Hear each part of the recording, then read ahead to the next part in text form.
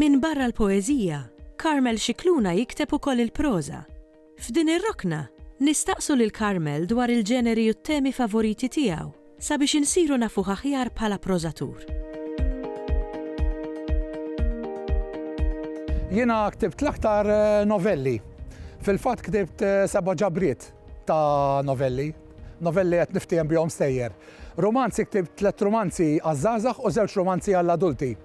Iktar huwa faċli tikteb in-novelli, għalhekk ktibt iktar novelli mill-romanzi, għax novella jkollok l-idea u l-ispirazzjoni, tmur fl-uffiċċju, taqbad taħdem fuqha u f'kemm ili ngħidlek sija satejn għandek kollox lest u mbagħad kemm torqomha. U m'hemmx għaġla biex torqomha ġifieri u tieħu kemm hemm bżonn żmien.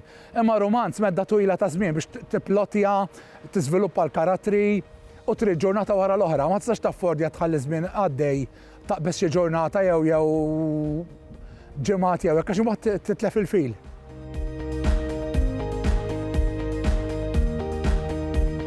Id-9:09 ta' filgħaxija, ksieħi xoq il-għada, Marti ta' bil-lejl. Nixel il-heater tal-elettriku, nidħol taħt il-kutri fil-kamra ta' ibni u binti. Insejjaħ lill-ibni li qiegħed fejn ma narax. Nitolbu jiġi ħdejja. Mhux is-sapa jekk jogħġbok qed nitlob. Nittawallu. Ibni Kerik qiegħed it-tielet sena tal-primarja. Ftit minuti qabel kien għadu kif lesta x-xogħol tad-dar. Jikteb bil-maqgħud xi sentenzi ħfief fuq il-pitazz ta' rigi dojoq. Issa qaraħ bil-piġama tax-xitwa, arkub teħ, bidejh miġburin, rasu baxxuta u għajnejh magħluqin quddiem is-santi ta' ringil tfal qishom pupi. Eckerly, Kimberly, Shanice, Catrice u tant oħrajn. Il-koll għandhom xi storja xi jtarfu. Waħda ħdej l-oħra, weqfin ħdej xulxin. Il-koll xi darba daħlu l-isptar. Ibni jibqa' ma jitħarrikx. Nixtieq inkun naf x'ikun qed jitlob imma ma ntelfux. Ma jkun irid lil ħadd itelfu waqt it-talb. Imma xi darba nistaqsih, żgur, għandi kurżità kbira. Jiena meta ngħid proża dejjem qed nifhmu l-istejjer u r-romanzi. F'dawn inti iktar għandek ċans tiżviluppa l-karattri fid-dettall, tipplotja sewwa ġifieri, il-poeżija tkun qasira, konċiża, tkun hemm l-ekonomija tal-kelma u tittasal għal punt mill-ewwel.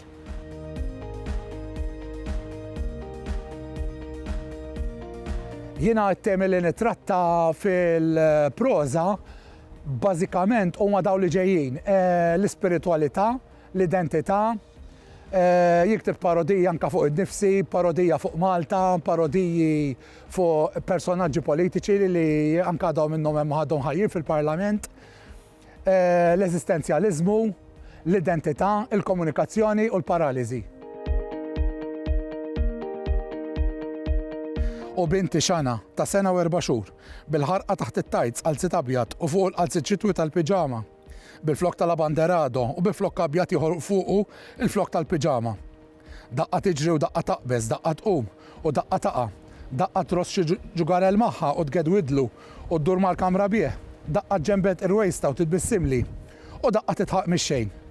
Għadha ma telqitx irsiena, għalissa kliem ma jiftijemx u tikkomunika bil-mossi u l-espressjonijiet ta' wiċċha.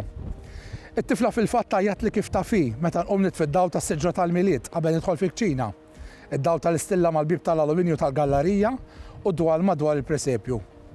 F'kull kamra għandna bambin, wieħed roża ċkejkuni tax-xema, mimdud fuq it-tiben f'maxtura li ġab Kerik mill-mużew, ieħor daqs nitfa' imdawwar bil-ġulbiena. U l-anġli li qed Xana mingħand it-Sija Lukarda. X'kien iċċekkja li kollox f'imkienu nqandel it-tifla u nqiegħda fil-playpen, nimxi lejn kċina u nipprepara fl-ixkun tal-ħalib. Nistenna li Xana tlegilgu, nistenniha ċabċab lilha nnifisha talli xorbitu kollu. Iju titħakli u tixxejkja lil bot il-battal ngħajjad brava, brava.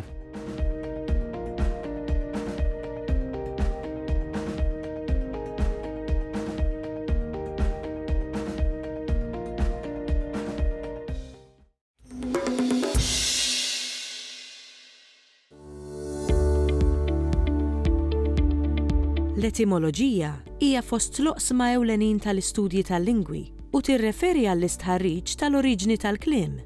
Dr. George Farrugia, lettur tal-Malti fl-Università, tagħna spjega aktar dettaljata ta' dan il-qasam ta' studju.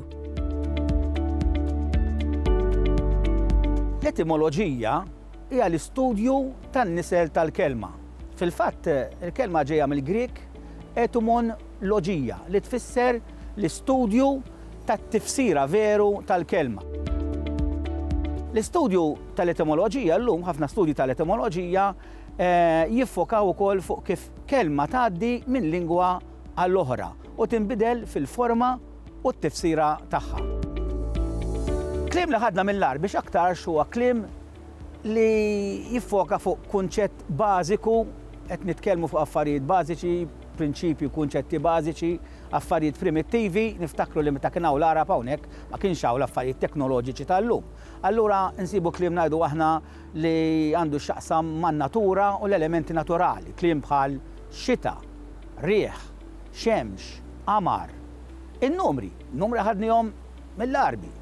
Il-kuluri bażiċi, jinnaf ngħidu aħna l-abjad, iswed, aħdar, aħmar, ikħal, iżraq. Għandna kliem li jirreferi għal partijiet tal-ġisem tal-bniedem. Dana ma jinbidlux dawn il-partijiet speċjalment li jidhru minn barra, allura huwa kliem bażiku għadu aħna bħal wiċċ, għajn, ras, xar, id, etc. Imbagħad għandna kliem li aħna ħadna mir-Rumanz.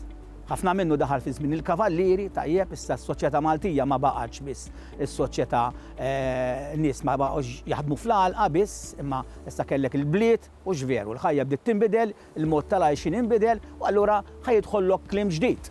Mela allura mit-Taljan ħadna ngħidu aħna kliem li għandu x'jaqsam mal-arti. Bħal kelma l-istess arti, pittura, mużika, kantant, opera, palk, teatru, dan it-tip ta' kliem. Anka fuq tqassim tad-dar innifisha.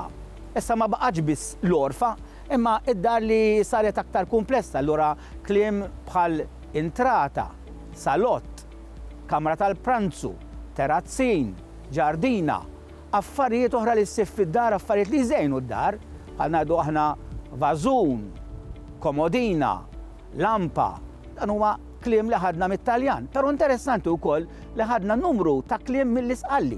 Dan jekk ma tkunx taf l-isqalli, jekk ma tkunx taf rajt dwaru, taħseb li nkunu ħadnih mit-Taljan, però ħadnih mill-isqalli. Ngħidu aħna kelma bħal brazz, ajkla, kantun, flixkun, pitazz, da kollu kliem li ħadnih mill-isqalli.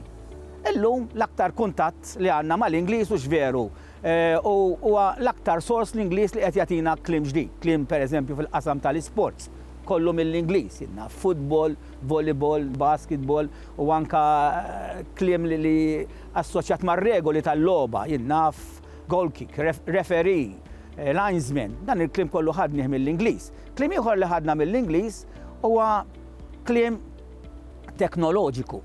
Tajjeb, jew li għandu x'aqsam mal-appliances, imma għadni kemm użajt il-kelma mill-Ingliż jiena stess, jinnaf jekk morru fid-dar, morru jinnaf għandek fridge, freezer, cooker, toaster, kliem jinnaf teknoloġiku, mobile, computer, laptop, printer, mouse u kliem ieħor f'dan il-qasam. Fil-Malti nsibu xogħlijiet ta' natura etimoloġika, fost l-oħrajn nsibu id-dizzjonarju ta' kulina Malti-Ingliż li wara li tik it-tifsira tal-kelma fl-aħħar jgħidlek ukoll l-etimoloġija ġifier minn fejn ġejja l-kelma. Dizzjonarju ieħor huwa d-dizzjonarju ta' Erin Saracino Glott il-Miklem. Il-Miklem Malti, fejn ukoll dan huwa dizzjonarju etimoloġiku, saru wkoll teżijiet ta' natura etimoloġika, pereżempju għandek ix-xogħol ta' Daniel Bezzina li jitkellem fuq il-kliem li ħadna mill-isqalli f'dokumenti antiki bil-Malti.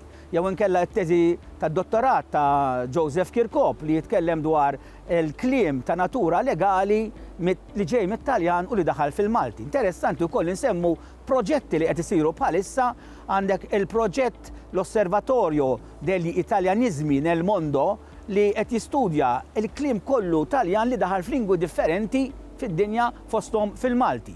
U proġett ieħor li jismu il-Minsel li kelma ġejja mill-kelma nisel li qed jistudja l-etimoloġija tal-kliem ta' nies l-Arbi fil-Malti. Niftakru li l-kliem li daħal mill-Arbi fil-Malti mhux neċessarjament huwa kliem li ġej mill-Arbi klassiku, imma jista' jkun ġej minn diversi dialetti oħra tal-Arbi.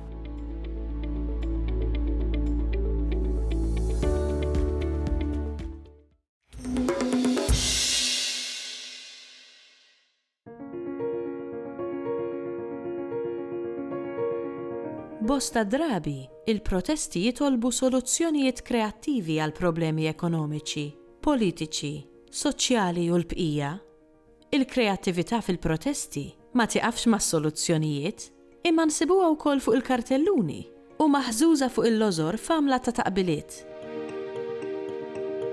F'sitwazzjonijiet intensi bħalma huma l-protesti, ħafna drabi l-organizzaturi fl-imkien ma' nies li jappoġġjawhom joħolqu taqbiliet biex b'sens umoristiku jekxfu s-serjetà taċ-ċirkostanza li qed jipprotestaw dwarha.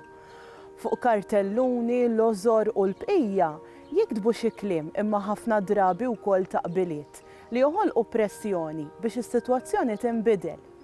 Il-frażijiet jew anke meta jagħmlu użu mit-taqbiliet ikunu miktubin b'kuluri jgħidu biex jiġbdu l-attenzjoni. U xi drabi anke b'kuluri marbutin mas-sitwazzjoni li jkunu qed jipprotestaw dwarha. It-taqbiliet għalkemm narawhom miktubin jintqalu wkoll b'vuċi għolja mill-komunità flimkien ma' aspetti performattivi oħra bħal ċabċib, tisfir u anke storbju ieħor b'aċċessorji oħra li jġibu magħhom in-nies. Ngħidu aħna l-għaqda governattiva Moviment Graffiti tinqeda regolarment b'lingwaġġ jew taqbil ironiku li qabel xejn iġib bissima imqarqarsa f'udjenza li tkun qed issegwi f'kuntest storikament u diskursivament immedjat li jesiġi reazzjoni pronta, urġenti, attwali u topika dwar ngħidu aħna n-nuqqasijiet jew il-ġerħiet nazzjonali ikkawżati minn intervent qawwi wisq fl-ambjent. Bħala eżempju l-versifikazzjoni maħluqa mill-istess għaqda mhux governattiva, hemm versifikazzjoni propju fix-xahar tal-Mejtin li teżemplifika din il-motivazzjoni urġenti u attwali. Il-versifikazzjoni tieħu forma ta' kanzunetta ta' bilħaq mit-titlu tagħha stess, Diska tal-Waħx, u bekk tqanqal sens ta' għada rikorrenti jew anka permezz tal-eku tal-idjoma dejjem l-istess diska. Sitwazzjoni bla fejda, għax wieħed ma jistax jinqala minna, tal-istess ċirku ta' nies li skontom, skont dil-laqda mhux governattiva, inawru lil Malta fl-istess setturi ta' abbuż. Wasal Novembru ix-xahar tal-Mejtin bistejjer tal-Waħx li welbru l-ħajjin u ċuħ li nafuhom bil-lejl jew b'nar ikun x'ħin ikun jaqlaw frejjeġ mill-lar. F'din lejla mudlama qabel jaqta' d-dawl nisimgħu xi ftit stejjer minn hawn war minn hawn. Hemm min se jaħseb li din kollha ħrafa iżda ara madwarek l-istorja ġa tafa. F'din il-versifikazzjoni tal-Moviment Graffiti f'xi partijiet il-komunità wkoll imistennija li mhux biss tissieħeb mat-temperament ironiku indirizzat lil figuri prominenti, iżda wkoll li f'vers minnhom tkompli u ttemm id-distiku sarkastiku istess. F'din il-parti mill-versifikazzjoni hemm l-inġinier Fredrik tat-Toroq Bennej bejn Żies u Kuntratti tgħid kemm hu, imbagħad hemm il-linji vojta u fil-parentesi hemm kompluha li n-nom tal-aġent Bennej qiegħed jirrima u jikkuntrasta ma' nom tal-aġent korrispondenti fejn hemm il-linji vojta li f'dal każ huwa il-wettieq li mhuwiex mistqar imma instigat fl-istħajjil tal-udjenza meta l-iskema tar-rima u s-sitwazzjoni jikkonverġu f'kelma waħda xierqa biex timla l-linji l-vojta.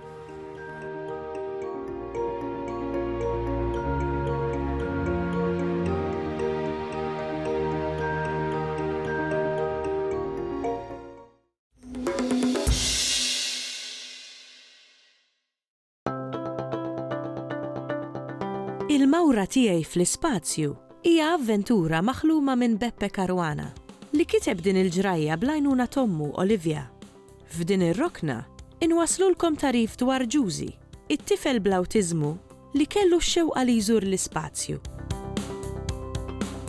Il-mawra tiegħi fl-ispazju hija storja dwar tifel li għandu 8 snin li jismu Juicy. Juicy li jixtieq fil-fatt imur fl-ispazju. Għaliex għax fl-ispazju jista' jkun li hu mingħajr ħadd ma jiġġudikah, mingħajr ħadd ma jitfa' ċertu aspettattivi fil-fatt fuqu. Il-ktieb il-mawra tiegħi fl-ispazju fil-fatt inkiteb mit-tifel tiegħi Beppe Caruana, biftit għajnuna fil-bidu minnaħa tiegħi. U Beppe fil-fatt għandu l-awtiżmu. U allura huwa ktieb li jesprimi minnu hu fl-aħħar mill-aħħar, jesprimi fil-fatt ix-xewqa ta' Beppe tat-tifel tiegħi li huwa l-awtur tal-ktieb li għandu l-awtiżmu. Jiena Juicy u għandi 8 snin, jien pa' tfal l-oħrajn, imma differenti x'għandi l-awtiżmu. L-awtiżmu hija kundizzjoni xejn faċli, dak li jidher faċli għat-tfal l-oħrajn, għalija huwa pjuttost diffiċli. Xejn ma jiġini ħarir, il-kitba jgħibs għalija u l-attività fiżika wisq aktar biex taqqad għandi wkoll diffikultà biex nitkellem. U għalhekk ħafna nies jaħsbu li ma nifhimx. Il-ktieb ma nkitibx b'mod li wieħed jimmaġina għaliex għax ovvjament tajjeb li ngħid li Beppe l-ewwel qabel kollox għandu ma jitkellimx fil-fatt dak li aħna ngħidu li huwa limitat fil-kelma. U barra minn hekk għandu wkoll diffikultà biex jikteb, jiġifieri biex juża biro jew lapis. U allura fil-fatt bil-mod il-mod sibna metodu fejn jiena nurih letterboard li kollha litri fiha wkoll fil-fatt inkludejna litri Maltin u jipponta għal kull littra biex naqdu kelma u eventwalment naqdu sentenza. U l-ktieb tul ta' żmien sigħat sħaħ, ġimgħat, fejn fil-fatt imbagħad inkiteb il-mawra tiegħi fl-ispazju. Jien immur l-iskola u bħal sħabi nħobb nitgħallem. Uħud minn sħabi jgħinuni u jilagħbu miegħi. Imma oħrajn li jitku bija. Dawn tal-aħħar ma jifhmux li l-imġiba tiegħi bħalli ngħid jew inċabċab ma nistax nikkontrolla. Min jaf kemm tlab biex inkun bħalhom.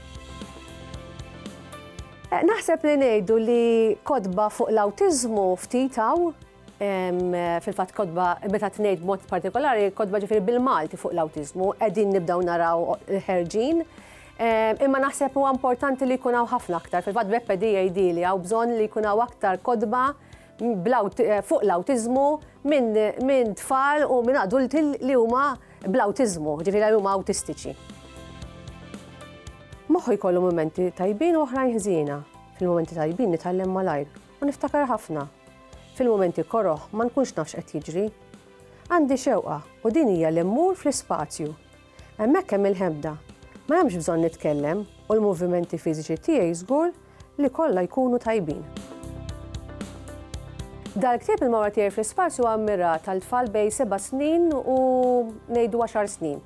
Ir-riżorsa li fih li jista' jintuża fil-fatt għandek mistoqsijiet fuq wara tal-istorja, fejn ovvjament iġilek tirrifletti wkoll fuq il-ktieb, iġilek tirrifletti fuq l-istorja u ovvjament xi tfisser li tkun differenti. Jiena ngħidlek il-veru fil-bidu kont naħseb li Beppe ma jifhimx bil-Malti. Dejjem kelli l-impressjoni li jifhem bl-Ingliż biss. Però li kien espost tal-lingwa Maltija dik iva għaliex kemm minħa tal-familja ħan nitkellmu bil-Malti, anke l-ġenituri tiegħi dejjem kellmuh il-Beppe u ġenituri tan-naħa tar-raġel jkellmuh bil-Malti. U naħseb huwa importanti li t-tfal tagħna ma nħalluhomx jitilfu minn din l-opportunità li jitgħallmu l-Malti u jistgħu jesprimu ruhom bil-Malti. Jiena fil-fatt kif qedlek kont sorpriża li Beppe kien jifhem sew bil-Malti u esprima li xtaq jikteb fil-fatt bil-Malti.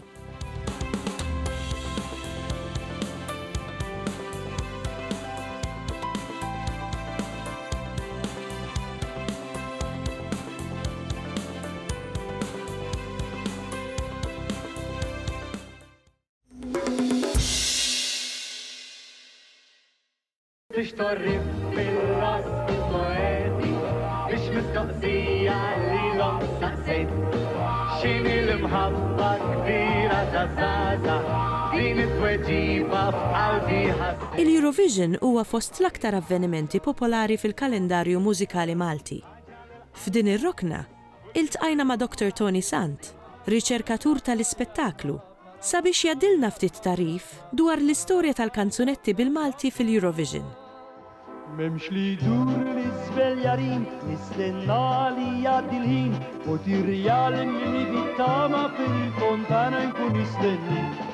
Il-Eurovision Song Contest aktarx li huwa popolari da' skemmu mal-Maltin għal raġuni komplikata fl-istess ħin, però hija sempliċi. Ir-raġuni prinċipali hija li din hija opportunità biex inkunu quddiem udjenzi kbar b'xi ħaġa li hija Maltija, jew xi ħaġa li hija minn Malta li normalment ma tilħaqx dawn tipi ta' udjenzi. U xi ħaġa li fiha ksibna storikament anke suċċess relattiv. Xi ħaġa li pereżempju fil-futbol jew fl-Olimpjadi il-kontingenti jew it-timijiet Maltin qatt ma laħquha. U allura din il-popolarità żdiedet meta pereżempju Mary Spiteri jew Chiara fis-snin design laħqu it-tielet post u anke Ira Losko u mill-ġdid Chiara ġew fit-tieni post fil-bidu tal-2000.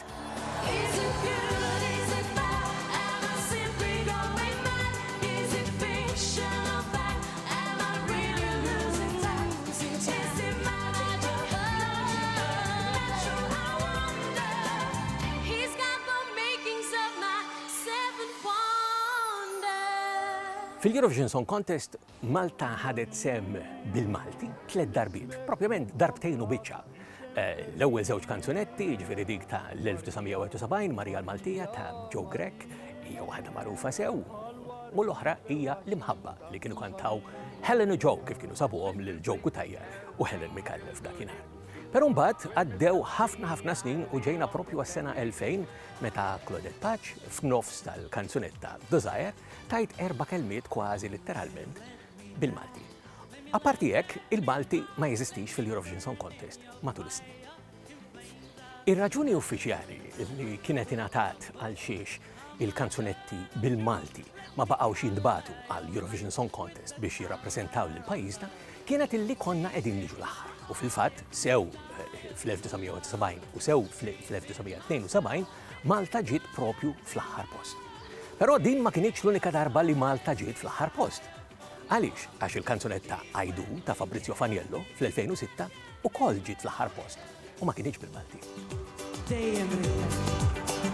Dejjem xtaqt lilek ħabbejt. Meta qed nikkonsidraw l-użu tal-ilsin Malti jew il-potenzjal l-użu tal-ilsin Malti fil-kanzunetti tal-Eurovision Song Contest minn Malta, tajjeb ngħidu wkoll li għandna sensiela twila ta' kanzunetti bl-Ingliż illi anqas biss waslu għall-finali minn Malta. Hawnhekk għandek lista twila ħafna. Tajjeb illi narawha malajr din il-lista. Għandek fl-2007 Vertigo ta' Olivia Lewis, fl-2008 Vodka ta' Morena, fl-2010 My Dream ta' Thea Garrett, fl-2011 One Life ta' Glenn Vella, fl-2015 Warrior ta' Amber, fl-2017 Breathlessly ta' Claudio Faniello u fl-2018 Taboo ta' Christabel. Il-libda waħda minn dawn il-kanzunetti bl-Ingliż minn Malta ma kienu fil-finali tal-Eurovision Song Contest. Wara forsi anke b'dan l-istess argument nistgħu ngħidu x'għandna x'nitilfu billi nipprovaw xi ħaġa differenti li konna kanzunetta minn Malta bil-Malti. Wara kollox hemm numru ta' kanzunetti anka fl-aħħar 15-il sena li mhumiex bl-Ingliż li jaslu li jerbħu l-Eurovision Song Contest. Ibda minn Molotva pereżempju ta' Serbja u anka l-aktar riċenti mill-Italja il-verżjoni bit-Taljan tal-Maneskin.